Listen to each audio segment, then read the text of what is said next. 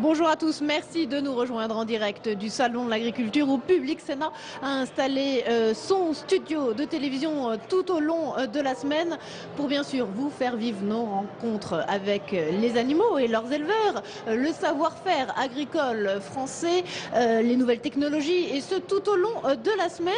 Et puis comme nous sommes dimanche et qu'il est bientôt l'heure du déjeuner, le traditionnel déjeuner dominical, eh bien nous allons vous faire découvrir des produits qui font l'excellence de nos terroirs avec d'ardents défenseurs de ce patrimoine gastronomique qui sont avec nous sur ce plateau.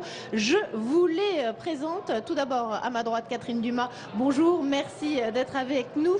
Vous êtes conseillère de Paris, conseillère régionale également, mais surtout vous défendez ardemment depuis plusieurs années la gastronomie française et demain soir vous organisez un grand dîner autour de notre patrimoine gastronomique avec des parlementaires, des ministres. Vous allez nous raconter dans quelques instants. À ma gauche, Perico Légas, bonjour. Je ne sais pas s'il faut vous présenter. Vous êtes journaliste, critique gastronomique, notamment vous présentez sur Public Sénat Manger, c'est voter. Vous faites également une chronique hebdomadaire dans Marianne. On reviendra un petit peu aussi sur l'ambiance cette année de ce salon de l'agriculture avec vous. Nous avons également sur ce plateau Laurent Polony. Bonjour. Merci d'être avec nous. Vous êtes apiculteur, vous êtes venu avec quelques-uns de vos produits, vous êtes installé en Midi-Pyrénées et puis on reviendra un petit peu sur ce savoir-faire autour du miel, les produits que vous développez à base de miel et les difficultés que vous pouvez peut-être rencontrer en ce moment. Également sur le plateau, un producteur, éleveur du Pays Basque avec son traditionnel béret et foulard rouge. Bonjour Pierre Oteza, pardon, j'espère que je prononce bien votre nom. Merci d'être avec nous également. On parlera évidemment du porc, de la race basque avec vous. Et puis également Fabienne Maestrachi, productrice d'huile d'olive. Bonjour. Bonjour, merci d'être avec nous. Vous êtes une fidèle de ce plateau. Vous êtes venue également avec quelques produits que vous nous présenterez tout à l'heure. Avec et puis plaisir. on verra un petit peu comment vous essayez de préserver les oliviers corses après la bactérie tueuse qui a beaucoup sévi l'année dernière en Italie. Et puis on finit bien sûr avec le vin obligatoire en France. Bonjour Bruno Quegnou, vous êtes caviste, vous avez fondé Bibo Vino. Vous nous expliquerez un petit peu quel est ce concept nouveau. On fera peut-être une petite dégustation, mais on verra si on les fait devant les caméras tout à l'heure, si on a le droit. Merci en tout cas à tous d'être avec nous sur ce plateau. Perico Légas, oui, je le disais, ouverture de ce salon de l'agriculture dans un contexte évidemment tendu. On l'a vu hier tout au long de la journée. Vous arpentez depuis 24 heures maintenant ces allées à la rencontre des producteurs, des éleveurs. Quelle ambiance cette année? Au-delà d'ambiance de détresse, de crise, et les souffrances sont ici représentées, on a toutes les filières, il y a vraiment la volonté de transmettre au public, aux visiteurs, la passion et la ferveur d'un merveilleux métier. Le grand paradoxe de cette actualité, c'est que l'agriculteur français devrait être aujourd'hui l'homme le plus heureux du monde. Le plus nanti, peut-être le plus riche, c'est pas une question vraiment de richesse, mais enfin, ça devrait très bien fonctionner. On a un patrimoine agricole alimentaire absolument fabuleux. Et on voit des situations où des filières qui devraient être fructueuses sont dans la détresse. Ça veut dire qu'à un moment donné, quelqu'un n'a pas dit la vérité ou n'a pas donné les bonnes indications. Mais en tout cas, la passion, elle est là.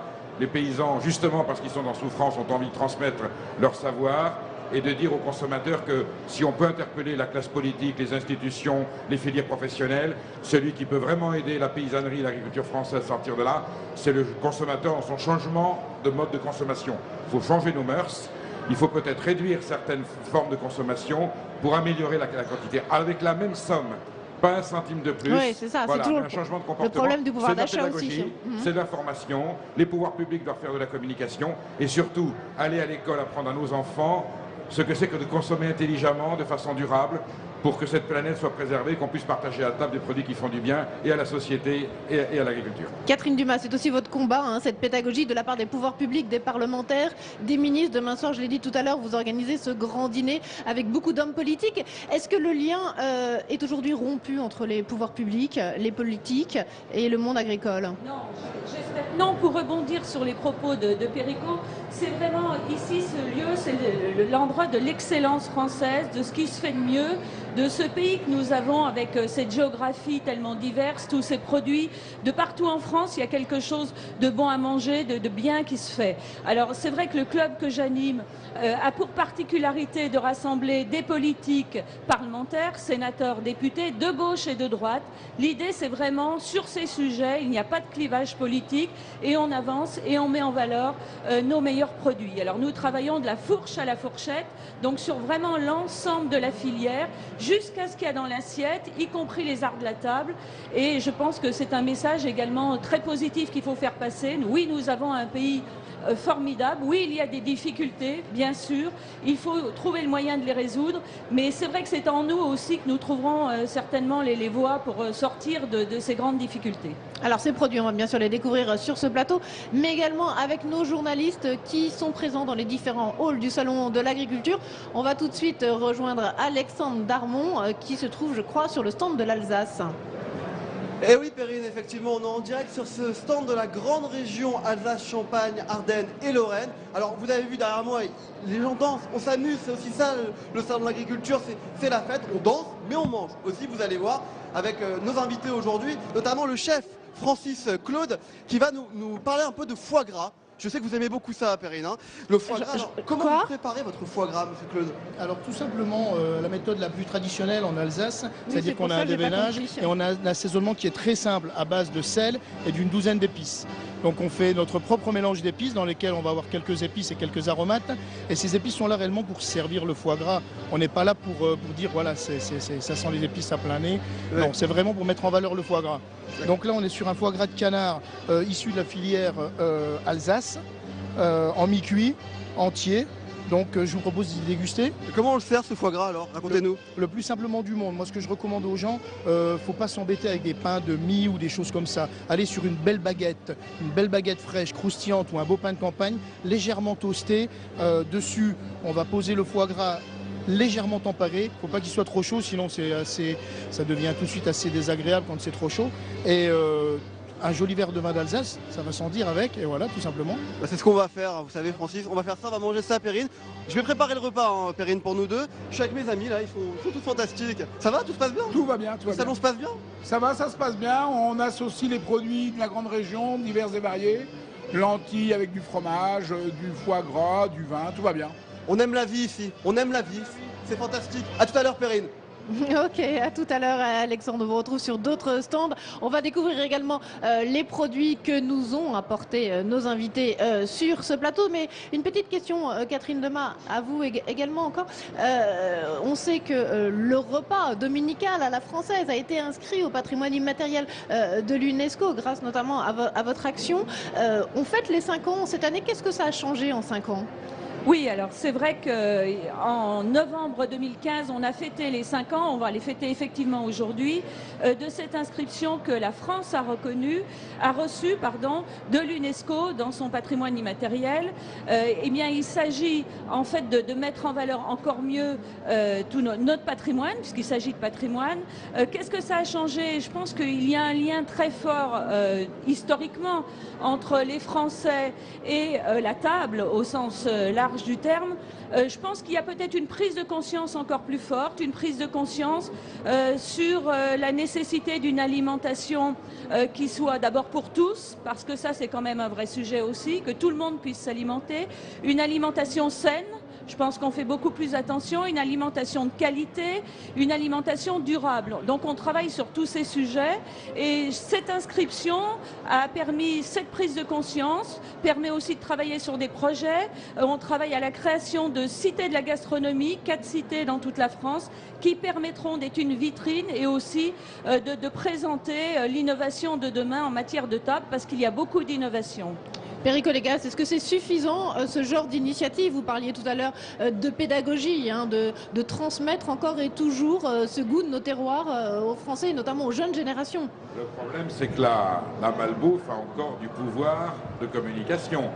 Dans ce salon, je suis quand même très partagé. Il y a des gens formidables qui viennent défendre des valeurs de terroir et d'agriculture authentique. Et on va les Il y a découvrir aussi sur notre quelques plateau. enseignes qui sont là avec des stands dominants et qui sont aussi beaucoup à l'origine de la crise agricole. Donc il y a une forme de perversité. La publicité télévisée, elle fait beaucoup de dégâts parce qu'elle promeut souvent des produits qui ne vont pas dans le sens d'une culture alimentaire et d'une culture gastronomique. Donc il faut interdire la pub? Il Non. faut la réorienter et il faut en tout cas que la jeunesse ne soit pas soumise le matin à des publicités de produits sucrés qui polluent culturellement le goût. La publicité a le droit d'exister, mais on sait qu'il y a des problèmes de santé publique. La malbouffe provoque des maladies graves qui coûtent une fortune, surtout en France où la santé est publique. Et là, de la part des pouvoirs publics et de l'éducation nationale, un gros travail à faire. Mais les gens sont conscients quand même, avec tous les scandales alimentaires, qu'il faut faire attention. Ce qu'il faut, c'est accompagner le consommateur. Est-ce que vous sentez, oui, cette prise de conscience actuellement? Beaucoup d'informations, beaucoup de signalétique. On a une réglementation formidable qui indique sur chaque produit de quoi il est fait, comment il vient, la traçabilité. Est-ce qu'elle est suffisante ou trop compliquée aujourd'hui? Elle est suffisante à condition que les gens fassent l'effort de la lire, d'en tenir compte et d'appliquer ces méthodes à leur mode de consommation. Ouais, ça rend les courses un peu longues, hein, s'il faut lire toutes les étiquettes. Oui, mais attendez, quand on est malade, je peux vous dire qu'on est content de les avoir lus avant. Très bien.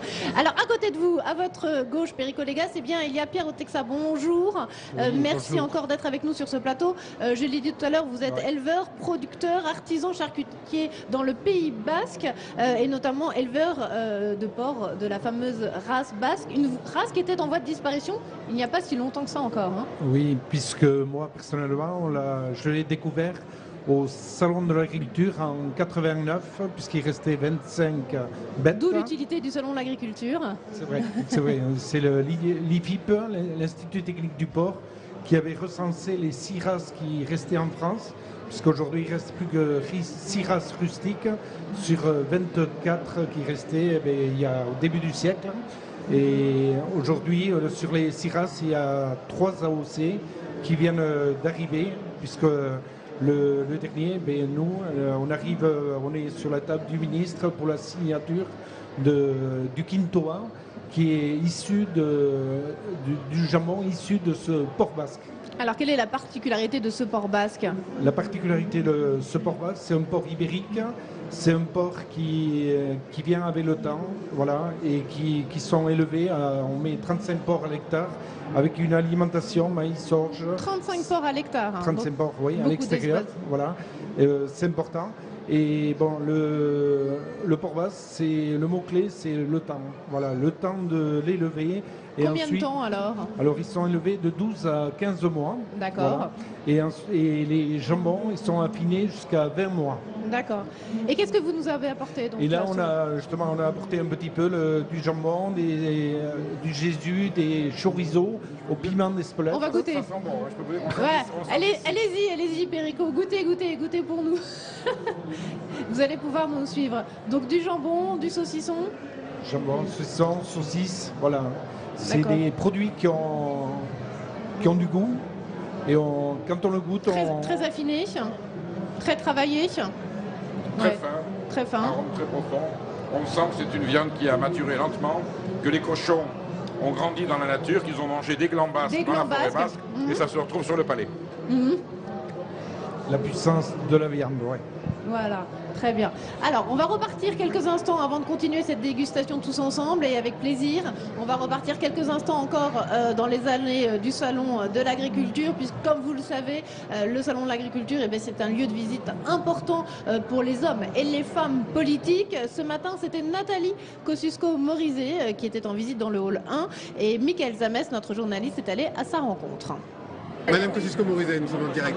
Quelques mots, vous venez d'arriver au Salon de l'Agriculture, vous venez discuter avec quelques personnes. L'ambiance que vous ressentez aujourd'hui, c'est la crise. Est-ce que vous le ressentez vous-même également? Moi, je ressens à la fois, oui, une ambiance de crise et en même temps des éleveurs qui sont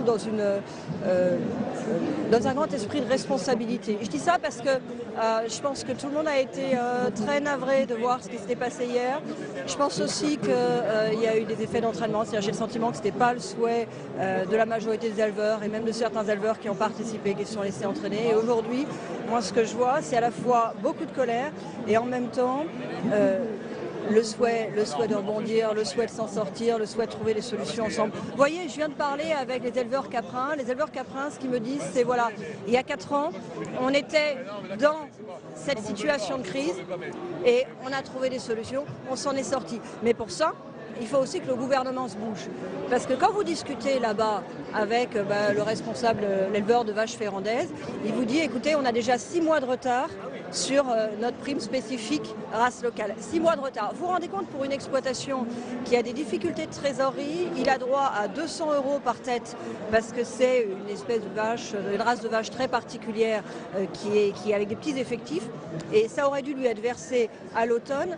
Ce sera peut-être versé au printemps et encore, ce sera versé en fait sous forme de crédit. C'est le gouvernement ou c'est l'Europe? Parce qu'on sent aussi que le gouvernement essaie de faire des choses. C'est le gouvernement. Sur cette prime-là, c'était le gouvernement, parce qu'il y a eu des retards sur la mise en place des logiciels, du fait de l'organisation. Moi, je ne cherche pas à jeter d'ailleurs la pierre aux uns ou aux autres, mais ce que je dis, c'est que je suis sûre qu'avec la qualité, l'énergie, les terroirs qu'on a, on peut s'en sortir. Mais on a besoin, pour ça, que le gouvernement prenne vraiment le sujet au sérieux. Et je suis pas sûre. Le président de la République a fait des annonces hier. Oui, d'accord, mais je suis pas sûre qu'on ait par exemple un ministre de l'Agriculture qui soit à fond sur le sujet. On le voit bien, si vous voulez, à Bruxelles, il faut être là, il faut se battre, il faut. Vous savez ce que c'est quand on n'est pas là, qu'on n'est pas sur la balle, qu'on n'est pas bon, on ne réussit pas à atteindre ses objectifs. Vous savez, tous les systèmes agricoles sont différents en Europe. Si on veut défendre l'agriculture française, nos particularismes, on a des particularismes. On a l'agriculture, ça représente beaucoup chez nous. Il y a des pays pour lesquels c'est pas du tout la même chose. Il y a des pays qui sont complètement passés en agriculture industrielle. Donc il faut vraiment être sur la balle. Et je ne suis pas sûre, par exemple, que notre ministre de l'Agriculture y soit complètement. Pourquoi est-ce que vous en prenez à Stéphane Le Foll aujourd'hui? Je ne me prends pas à Stéphane Le Foll, moi je cherche des solutions, je parle avec les agriculteurs et je crois tout simplement qu'ils ont besoin d'être défendus au quotidien à Bruxelles. Et puis je crois aussi qu'il y a des choses à changer dans la politique agricole. Je porte un certain nombre de propositions, j'en parlerai tout à l'heure avec le patron de la FNSEA. Par exemple, les paiements à l'hectare, ça a pu être une solution à un moment, mais enfin, ce qui est normal, ce qui est bon, c'est de vivre des prix. C'est de vivre de la vente de sa production. Pas seulement et pas d'abord du nombre d'hectares que vous avez. Or, l'agriculture, la politique agricole commune, elle a un peu évolué vers ça. Vous vivez en fonction du nombre d'hectares. Voilà, donc Nathalie Kosciusko-Morizet dans les allées du Salon de l'Agriculture ce matin au micro de Michael Zamès, une MKM qui tire à boulet rouge, on l'a entendu, sur le ministre de l'Agriculture, Stéphane Le Foll. Elle y va un peu trop fort, Catherine Dumas? Écoutez, je dirais pas ça. Il y a une vraie crise, il y a des raisons structurelles, il y a des raisons conjoncturelles. Moi, je pense que cette crise, elle date pas d'il y a 2, 3, 4 ans, qu'elle date de très longtemps. Et ce que je voudrais juste, c'est qu'on retienne qu'on a un pays qui a un potentiel extraordinaire et qu'on se mette tous ensemble pour trouver des solutions. Une crise mal anticipée, Perico-Légas? Je trouve Madame Kosciusko-Morizet malvenue. Elle appartient à une majorité qui gère, mais le Parti Socialiste aussi. Stéphane Le Foll a fait en 4 ans plus que tous les ministres de l'Agriculture ont fait en 40 ans. Alors il hérite d'une situation dramatique dont il n'est pas à l'origine, mais les mesures qu'il a prises, notamment sur l'agroécologie, les GI2E, les CUMA, il a mis en place des solutions qui ne sont pas toujours soutenues par le syndicat majoritaire ni par le gouvernement, mais en tout cas, d'accord, il peut avoir à un moment donné des carences, il n'a pas tous les pouvoirs, on gouverne avec l'Europe, mais ce qu'il a fait est admirable et j'espère qu'un jour on lui rendra hommage pour le courage dont il a fait preuve pour bouger les choses qui n'avaient jamais bougé. Même si on a quand même l'impression aujourd'hui d'être un peu dans une impasse autour de cette crise. C'en est une, mais il paye pour les autres et lui en tout cas il a eu le courage de faire des choses qui n'ont pas été faites avant. D'où viendra selon vous la solution alors? Vraiment du consommateur, de la base que vous disiez tout à l'heure? Non, on produit trop. Ces actions qui ont été... On produit trop. Donc nous allons baisser la production de l'agriculture. Là on surproduit pour vendre à perte, c'est ubuesque. Donc nous allons limiter la production pour satisfaire les besoins nationaux, relancer le marché national, que l'on boive du lait français, au lieu d'apporter des millions de litres de lait achetés en packs dégueulasses qui viennent des pays de l'Est. Est-ce que les Français peuvent reconsommer du lait frais français, déjà, et reconsommer des produits nationaux? Donc il faut qu'ils puissent l'identifier. Mais si on a on n'a qu'à taxer. C'est l'étiquetage dont on parlait tout à l'heure. Non, il y a des solutions. Attendez, à quoi sert l'Europe? La France était la grande puissance agricole et l'Allemagne avait dit on sera la grande puissance industrielle. On est confronté à une situation où l'Allemagne dit je vais aussi être la grande puissance agricole.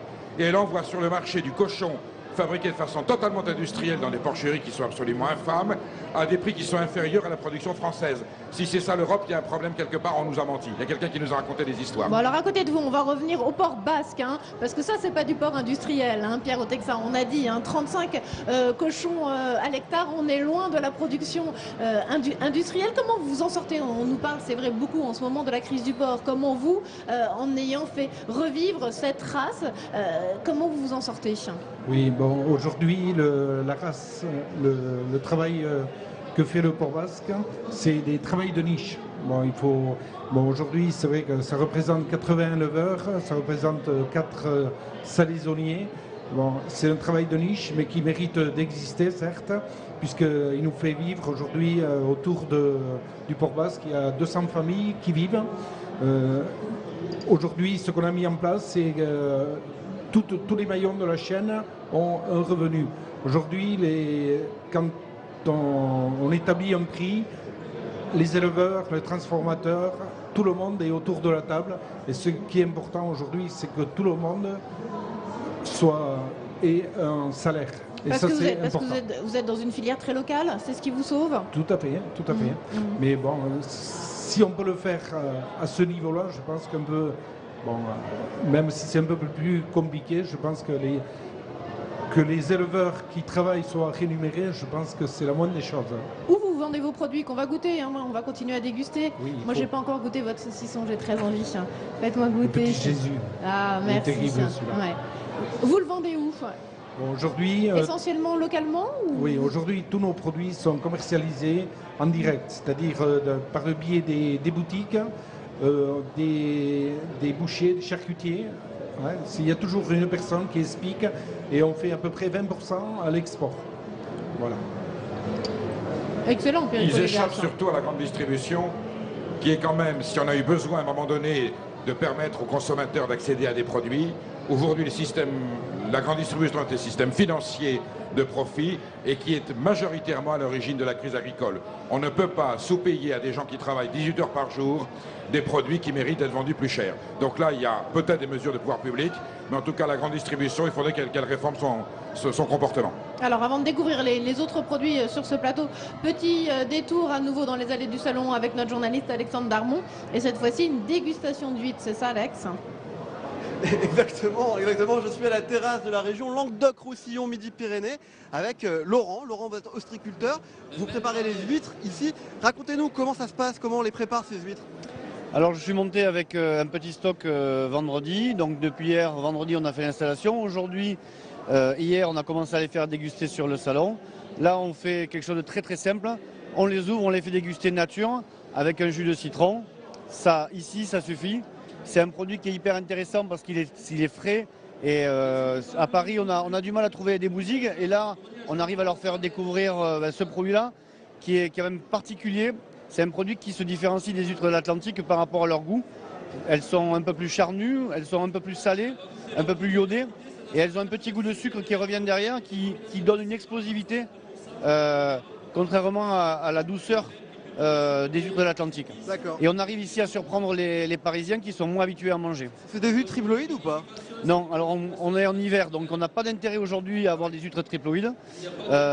Après, il y a une polémique sur la triploïde et les diploïdes, mais quand on est en hiver, la triploïde est un produit qui est un produit d'été. Là, on est en plein hiver, donc là, c'est d'une essai naturelle que j'ai capté en Charente, que j'ai travaillé, que j'ai muté à Arcachon, que j'ai travaillé à Arcachon et que j'ai fait redescendre au bout de 18 mois en Méditerranée et que j'ai levé pendant 1 an pour atteindre la taille marchande. Alors, on rigole pas à Languedoc-Roussillon avec les huîtres. Alors vous voyez, il y a une terrasse, peut-être qu'on pourrait montrer aux spectateurs, il y a une terrasse. Après, vous m'avez dit tout à l'heure, Laurent, de 200 personnes vont venir manger, 200 couverts. Oui, hier, il y a à peu près 200 personnes qui ont dégusté nos huîtres. On est très bien placé, on a une belle terrasse. On est sur le stand Languedoc-Roussillon Midi-Pyrénées. C'est un très beau stand. Ça se voit, il y a le soleil. On a de la belle lumière qui met en valeur et nos vins et nos huîtres. Bon voilà, Perrine, je continue, je recherche, je ne vais pas vous décevoir, on va se régaler, ne vous inquiétez pas. Allez, on y va, Laurent. Non, Alex, vous n'allez pas nous décevoir. Je ne savais pas qu'il y avait des huîtres en Languedoc, on en découvre tous les jours. C'est super, très bonnes huîtres. Voilà, moi je découvre ça aujourd'hui grâce à Alexandre Darmon. Tant mieux. Alors on va rester dans le sud, on va découvrir l'huile d'olive que nous a apportée sur ce plateau Fabienne Maestrachi. Bonjour à nouveau, merci d'être avec nous. Vous venez de Corse avec votre huile d'olive AOP. Vous êtes installé en Balagne, je crois, c'est ça? Non, moi je suis installée à Bonifacio, mais le terroir oléicole concerne absolument toute la Corse, y compris des plantations jusqu'à 700 mètres d'altitude. Donc la montagne aussi est concernée. Alors plusieurs bouteilles sur plateau, ce sont différents types d'huile d'olive? Alors, ce sont différents terroirs et aussi différents types parce que les méthodes de récolte ayant évolué ainsi que les goûts des consommateurs, nous avons choisi dans l'AOP, à partir de cette année, de faire une double déclinaison. C'est-à-dire que nous allons proposer des huiles qui ont été récoltées, à partir d'olives qui ont été récoltées sur l'arbre, ce qui donne une huile avec des parfums beaucoup plus herbacés. Et nous avons un autre type de récolte, dit à l'ancienne, sont des olives qui sont récoltées en chute naturelle sur filet, et donc des parfums beaucoup plus doux, une huile extrêmement douce sur des parfums d'olive, de foin et de fruits secs. D'accord, donc deux goûts d'huile que les consommateurs arrivent à bien distinguer. Mais il y a un vrai engouement de plus en toujours pour l'huile d'olive de plus en plus raffinée. Bien sûr, mais c'était surtout par respect du consommateur, parce que ça a été très compliqué de mettre tout ça en place, de façon à ce que le consommateur qui achète de l'huile corse, soit il tombe autrefois, soit il tombait sur une huile très très douce, soit il tombait sur une huile herbacée, parce que une technique de récolte vous change complètement une huile. Et donc maintenant, il s'y reconnaît beaucoup mieux, voilà. Et pourquoi vous dites que ça a été compliqué à mettre en place? Parce qu'une AOP, c'est terrible à mettre en place. Il faut vraiment des gens qui n'ont rien d'autre à faire, Le problème que nous avons aussi, je voudrais parler de ça, c'est très important, c'est que le cahier des charges est très lourd. Mais tous les cahiers des charges sont lourds. Être agriculteur aujourd'hui, c'est plus s'occuper de ça. Moi, je m'occupe plus de mes arbres. Je m'occupe de mes arbres. Et le soir, au lieu de me détendre tranquillement, je fais des papiers, des comptes rendus, des choses comme ça. Et ça, c'est vraiment atroce. Et une AOP, c'est très très compliqué à mettre en place. Beaucoup trop, à mon sens. Ouais, mais est-ce que ça vous a apporté quand même un petit plus? Ce label, cette connaissance. Ça apporte un plus, mais nous rencontrons, à mon sens, trop de difficultés administratives, en plus des difficultés financières dans notre travail. On pourrait simplifier tout ça un petit peu, Catherine Dumas, ou pas, selon vous? Parce que c'est vrai qu'on nous le dit souvent, que le cahier des charges des AOC et des AOP sont vraiment trop lourds. C'est vrai qu'on est sur des métiers de passion et comme vous le dites, madame, vous travaillez toute la journée de nombreuses heures dans vos terres et il faut encore, après le soir, se mettre conforme aux normes, etc. Donc je pense qu'il y a certainement un effort de simplification. Après, le label est très important parce qu'il permet aux consommateurs d'être informés, de distinguer le bon produit, la bonne huile, de celle qui l'est moins. Donc, Perico Légas. L'AOC, qui est AOP européenne, c'est une reconnaissance d'une antériorité, d'une légitimité, d'une tradition. Le cahier des charges est lourd parce qu'il est exigeant. Il faut s'assurer qu'il y a vraiment une légitimité à le faire. Ensuite, il y a des contraintes administratives absolument insupportables. Et on aimerait bien, puisqu'on est là en train de poursuivre les gens qui font mal leur travail, j'aurais préféré avoir des inspecteurs à l'abattoir du Vigan l'autre jour que d'aller emmerder madame pour savoir si la taille de son olive est conforme à la législation. Oui, mais est-ce qu'ils ne sont pas utiles quand même, ces cahiers des charges, Perico Légas? Non, mais attendez, il y a ensuite voilà, une pour la reconnaissance. Non. On voit quand même qu'il y a là une rigueur, un suivi. On peut y aller, mais c'est le nombre de procédures européennes pour être conforme. Enfin, voilà, c'est administratif. Alors que si on a besoin de contrôle de l'État et on a besoin de la puissance publique, on aimerait bien qu'elle soit dans des endroits fragiles et pas forcément dans des endroits où on sait qu'on a quand même une garantie minimum par rapport à la moralité de ses producteurs. D'autant plus que ça fait reculer la question des AOP parce qu'il y a énormément de jeunes producteurs qui ne veulent pas s'installer parce que s'il faut un bac plus 10 pour s'installer en agriculture maintenant, moi je l'aime, mais il y a un tas de gens qui ne l'ont pas. Et c'est extrêmement dissuasif justement. Et nous, au syndicat, nous avons du mal à recruter parce que quand les gens vont arriver, et ça coûte très cher en plus. Et donc il est extrêmement difficile de leur dire, voilà, non seulement tu vas travailler comme un damné dans la campagne parce qu'on travaille comme des damnés, mais en plus, quand tu rentres chez toi, tu vas avoir à affronter Uburois dans toute sa splendeur. Donc une espèce de découragement sur le terrain, d'autant plus que vous avez été touché par la fameuse bactérie. Alors nous n'avons pas été touchés par la fameuse bactérie, parce que nous avons pris des mesures immédiates, enfin nous avons demandé des mesures immédiates et elles ont été arrachées, et nous avons obtenu que le préfet de Corse prenne un arrêté et qu'il interdise l'entrée de tous végétaux en Corse si ces végétaux proviennent de zones attaquées, c'est-à-dire d'Italie principalement, attaquées par la maladie. Ça a été une guerre sans fond qui n'est pas gagnée parce qu'en face de nous, nous avons des lobbies financiers absolument énormes contre lesquels il faut faire face. Et nous sommes des petits producteurs et nous n'avons pas forcément les moyens physiques de faire face. Mais nous tenons bon et nous avons créé donc une filière de plants certifiés parce qu'on nous a opposé, on nous a dit voilà, vous interdisez les entrées de tous les oliviers en Corse, mais ceux qui veulent planter. Et donc nous avons créé une filière en quelques mois, une filière de plants certifiés Corse, produits à partir de boutures corse, enracinés en Corse, etc., etc. Et ce qui peut être aussi une nouvelle filière, une nouvelle source d'enrichissement pour des agriculteurs qui voudraient s'installer, créer des arbres. C'est l'avantage d'être une île. On peut se protéger plus facilement. Pour une fois, c'est un avantage, oui. C'est l'avantage d'être une île, exactement. On revient vers vous dans quelques instants, mais on va aller avec Michael Zamès sur le stand de la Drôme pour une nouvelle dégustation de nos différents terroirs français. Michael. Oui, Perrine, nous sommes avec le chef Boris Odo. Bonjour. Vous allez nous expliquer l'originalité de votre produit. C'est une poule grise du Vercors que nous pouvons voir ici. La race poule grise du Vercors. Alors ça, c'est une race très particulière. C'est un poulet qu'on va abattre à 150 jours minimum, contre 90 jours pour un label rouge inconnu par exemple. Donc déjà beaucoup plus long que les autres. Beaucoup plus long que les autres.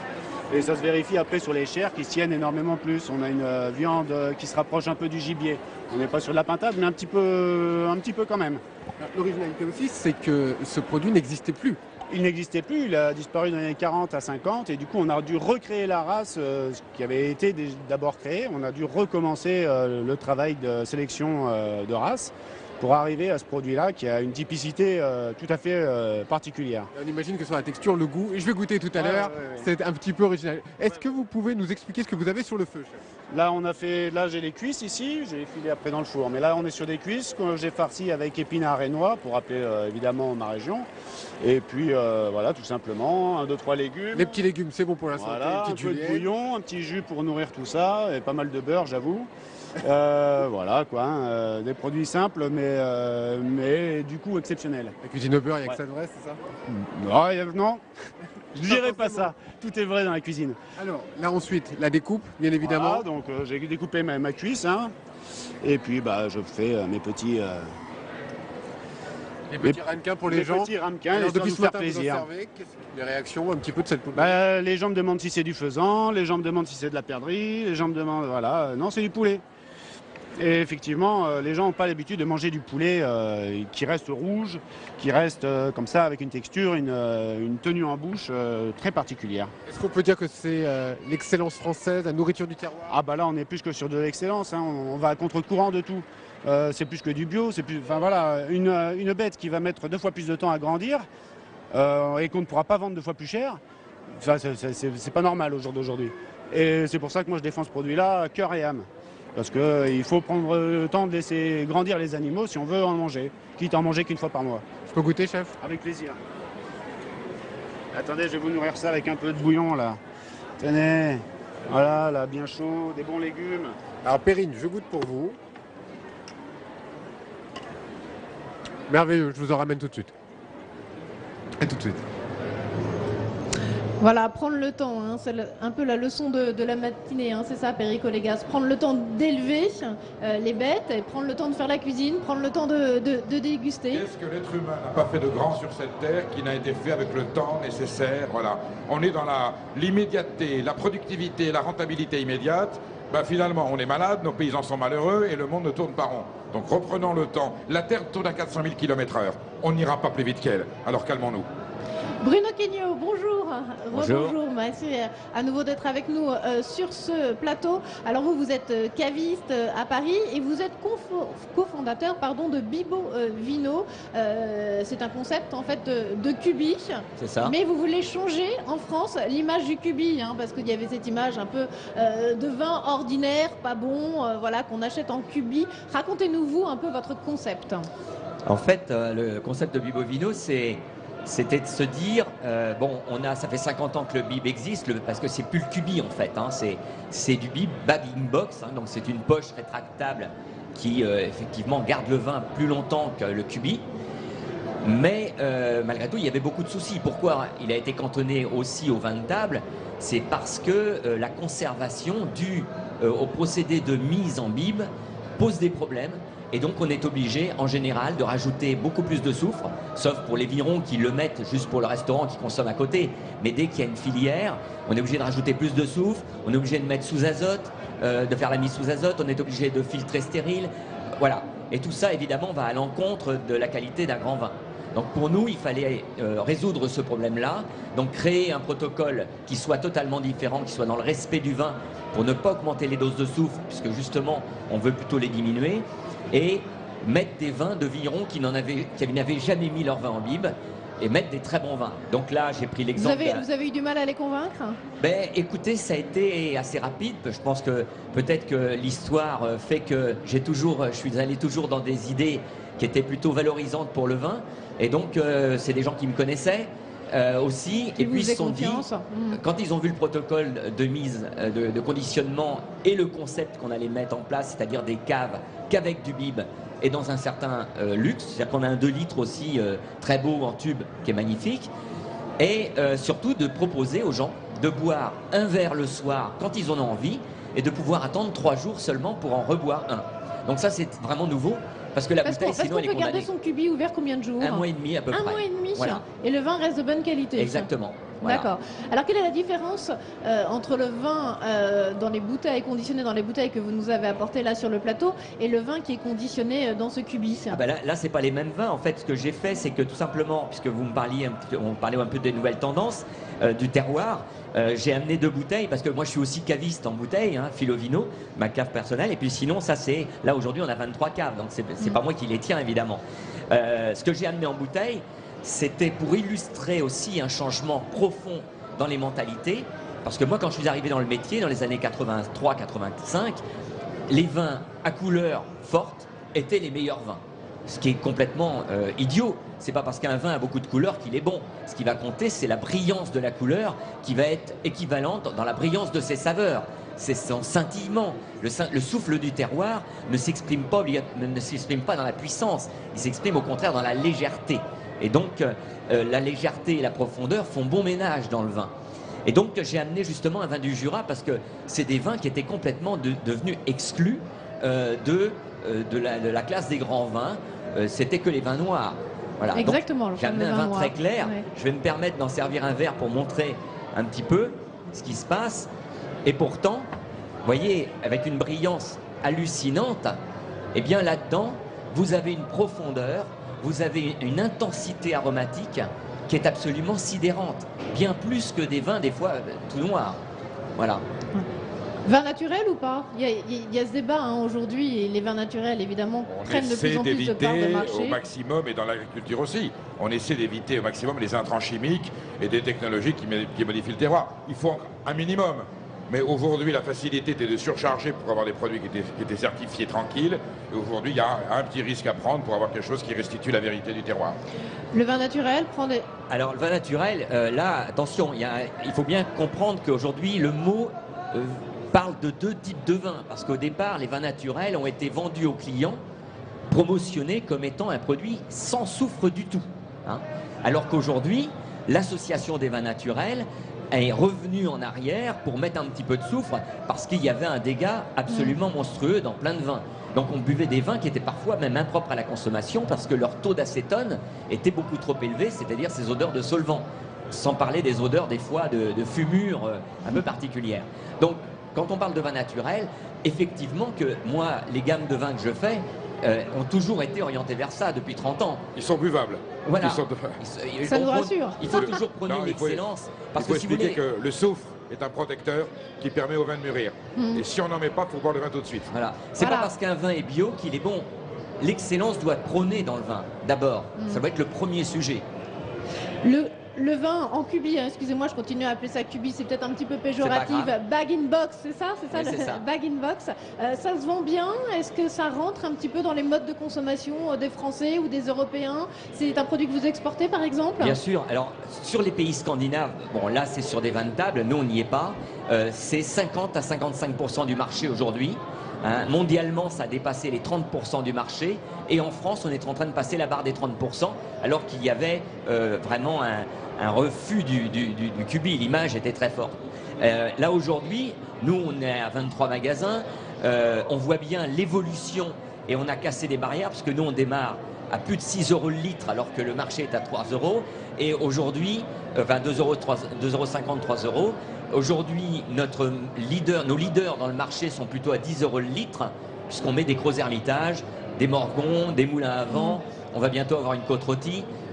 Des vignerons, un des 5 meilleurs vignerons de côte rôtie, un des 3 meilleurs vignerons de Sancerre.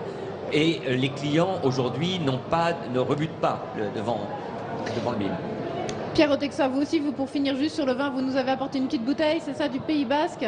Oui, on est resté sur l'Irouligui, le vin basque qui Cabernet, Tanat, 70-30, un vin qui est bien typé et qui va très bien avec ses charcuteries. Très bien, bon, on va déguster tout ça, on va passer au dessert. Avant de parler du miel, on va rejoindre Alex Darmon, toujours dans les allées du salon de l'agriculture, autour des glaces artisanales. Exactement, on passe au dessert, Perrine, vous l'avez dit, et je suis avec Ludovic Poupard. On est dans la région, là, cette fois-ci, Aquitaine, Poitou-Charentes. Ludovic, racontez-nous, vous utilisez, vos glaces, vous utilisez du lait de votre ferme pour faire vos glaces, c'est ça? Oui, exactement. On a 60 vaches laitières sur la ferme. On transforme une partie de notre lait directement sur la ferme. On vient les vendre aussi à Paris.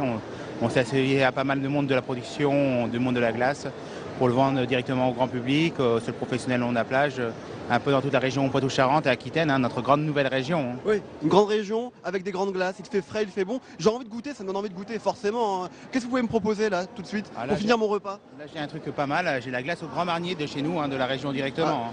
Au Grand Marnier, vous m'avez cerné en fait. Exactement, hein, on peut pas... Je vais goûter. Alors Perrine, je ne sais pas si vous aimez le Grand Marnier, je vais vous l'amener en plateau. C'est quoi la spécialité des glaces Poupard ici? C'est des glaces fabriquées directement au lait frais et des sorbets plein fruits directement, avec que du bon fruit dedans. Hein.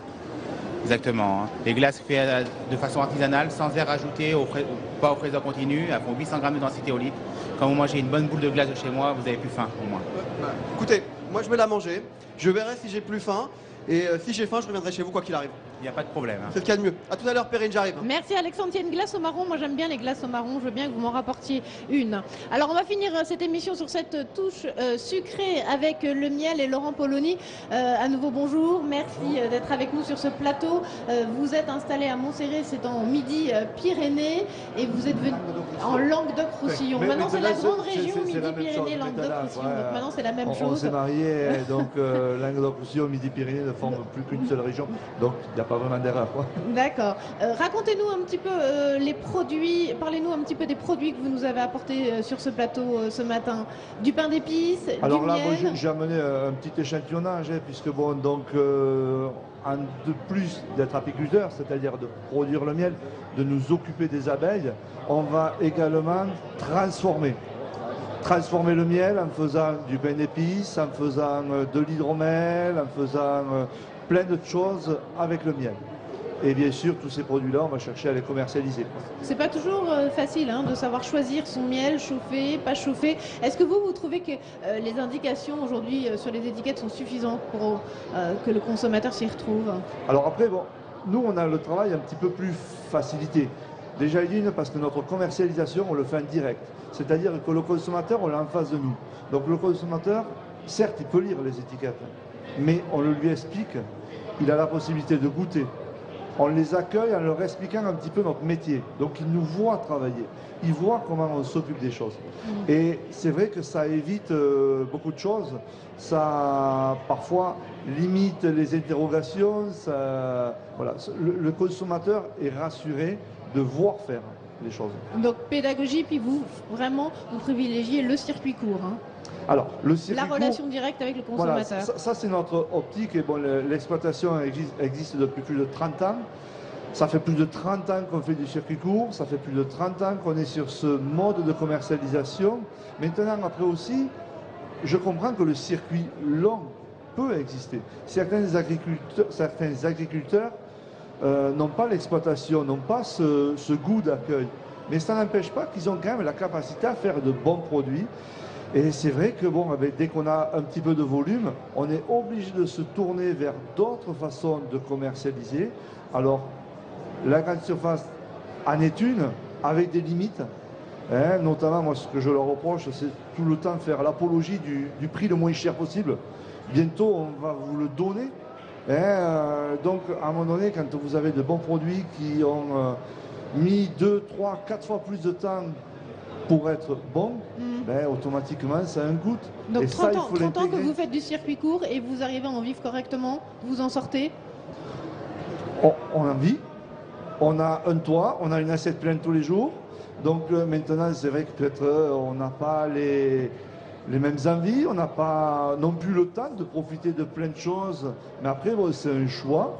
Le tout, c'est de pouvoir transmettre plein d'informations sur notre produit de façon à ce que le consommateur soit rassuré. Parce que c'est vrai qu'on attend plein de choses et obligatoirement, il faut à un moment donné intervenir pour faire comprendre les choses aux consommateurs. Merci Laurent Polony. Catherine Dumas, rapidement pour conclure, vous vouliez insister sur l'apport de la technologie d'un certain savoir-faire technologique en France. À travers vos reportages, à travers les invités qui sont ici, on voit bien comme quoi tous nos producteurs sont innovants, sont novateurs, accompagnent un nouveau modèle et accompagnent aussi de nouvelles demandes des consommateurs. Et ça passe également justement par l'enjeu de former les jeunes, de l'éducation au goût. Donc je trouve que c'est très positif. Moi, en conclusion, je dirais que manger, c'est nécessaire pour vivre, bien sûr, mais bien manger, ça permet de bien vivre. Très bien, écoutez, merci à tous les 6 d'être venus sur notre plateau. Merci à nos journalistes Alexandre Darmon et Michael Zamès de nous avoir fait découvrir d'autres produits, d'autres stands de ce salon de l'agriculture. Et merci à tous d'avoir suivi cette émission. Je vous rappelle que Public Sénat est présent toute la semaine au salon de l'agriculture pour vous faire vivre les différents aspects de cette agriculture 2016. Et voilà Michael qui nous rapporte un petit peu de poulet. Allez. C'est la poule noire du Vercors. C'est la poule noire. Première fois qu'on en mange. Je vous en prie. Très bien. Eh bien, écoutez, bonne dégustation à tous. Merci de nous avoir suivis. Très bonne journée sur l'antenne de Public Sénat.